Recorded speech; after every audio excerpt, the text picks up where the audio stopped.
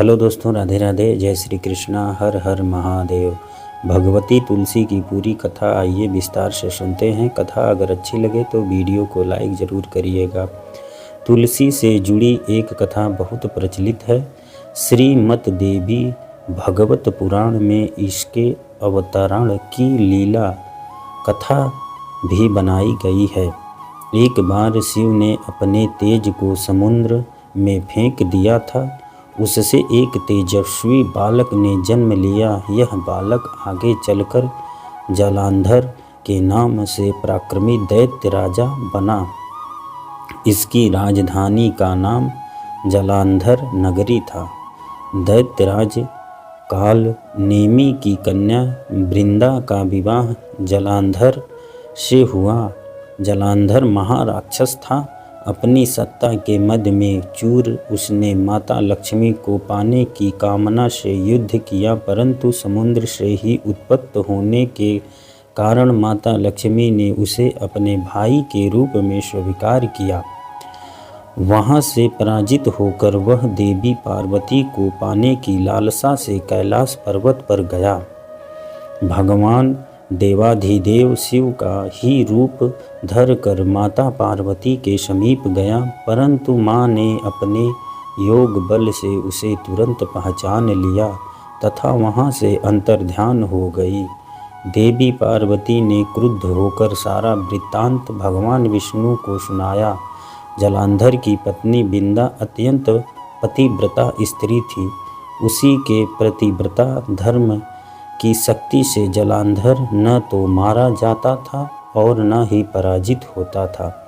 इसलिए जलांधर का नाश करने के लिए वृंदा के पतिव्रता धर्म को भंग करना बहुत जरूरी था। इस कारण भगवान विष्णु ऋषि का वेश धारण कर वन में जा पहुँचे, जहाँ वृंदा अकेले भ्रमण कर रही थी। भगवान के साथ दो मायावी राक्षस भी थे, जिन्हें देखकर वृंदा भयभीत हो गई। ऋषि ने वृंदा के सामने पल में दोनों को भस्म कर दिया। उनकी शक्ति देखकर वृंदा ने कैलाश पर्वत पर महादेव के साथ युद्ध कर रहे अपने पति जलांधर के बारे में पूछा। ऋषि ने अपने माया जाल से दो बानर प्रकट किए। एक बानर के हाथ में जलांधर का सिर था तथा दूसरे के हाथ में धड़। अपने पति की यह दशा देखकर वृंदा मूर्छित होकर गिर पड़ी। होश में आने पर उन्होंने ऋषि रूप भगवान से विनती की कि वह उसके पति को जीवित करें। भगवान ने अपनी माया से पुनः जलांधर का सिर धड़ से जोड़ दिया, परंतु स्वयं भी वह उसी शरीर में प्रवेश कर गए। वृंदा को इस छल का जरा आभास न हुआ। जलांधर बने भगवान के साथ वृंदा पतिव्रता का व्यवहार करने लगी, जिससे उसका सतीत्व भंग हो गया। ऐसा होते ही वृंदा का पति जलांधर युद्ध में हार गया। इस सारी लीला का जब वृंदा को पता चला तो उसने क्रुद्ध होकर भगवान विष्णु को शिला होने का श्राप दे दिया तथा स्वयं सती हो गई।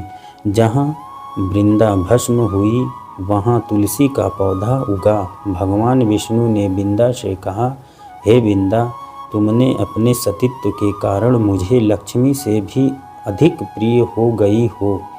अब तुम तुलसी के रूप में सदा मेरे साथ रहोगी।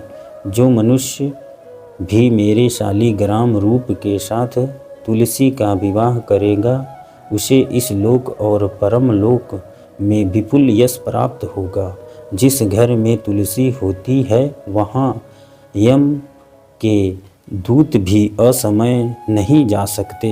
गंगा व नर्मदा के जल में स्नान तथा तुलसी का पूजन बराबर माना जाता है।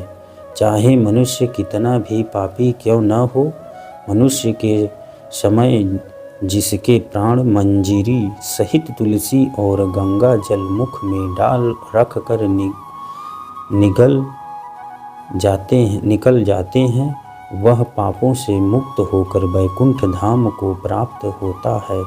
जो मनुष्य तुलसी व आंवले की छाया में अपने पितरों का श्राद्ध करते हैं, उनके पितर मोक्ष को प्राप्त हो जाते हैं।